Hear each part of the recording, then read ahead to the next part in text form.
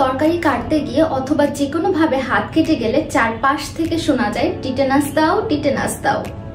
লোহায় কাটলে পড়ে গেলে এমনকি কুকুর কামড়ালেও চারপাশ থেকে সবাই বলে টিটেনাস দেওয়ার কথা। কিন্তু প্রশ্ন হলো এই টিটেনাস ভ্যাকসিন আসলে কি এবং কিভাবে কাজ করে।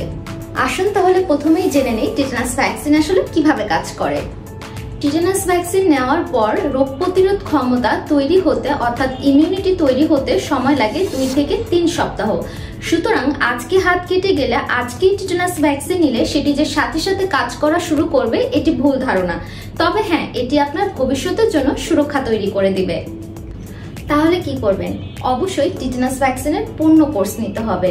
রোগ প্রতিরোধের জন্য শুধু একটি ভ্যাকসিন নিলেই হবে না, বরং সম্পূর্ণ কোর্সটি কমপ্লিট করতে হবে। অর্থাৎ প্রথম ডোজ নেওয়ার 1 মাস পরে দ্বিতীয় ডোজ নিতে হবে এবং দ্বিতীয় ডোজ নেওয়ার ঠিক 6 মাস পরে তৃতীয় ডোজ নিতে হবে। এই 3টি ডোজ কমপ্লিট হয়ে গেলে আপনি 5 বছরের জন্য সুরক্ষিত।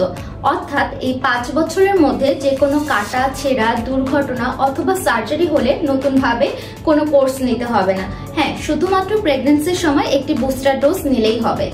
কিন্তু আজকে যদি কোনো দুর্ঘটনা ঘটে কিংবা আপনার হাত কেটে যায় তাহলে কি করবেন? যদি আপনার এই 3টি ডোজ কমপ্লিট করা না থাকে তাহলে টিটেনাস টক্সয়েড শুধুমাত্র যথেষ্ট নয়।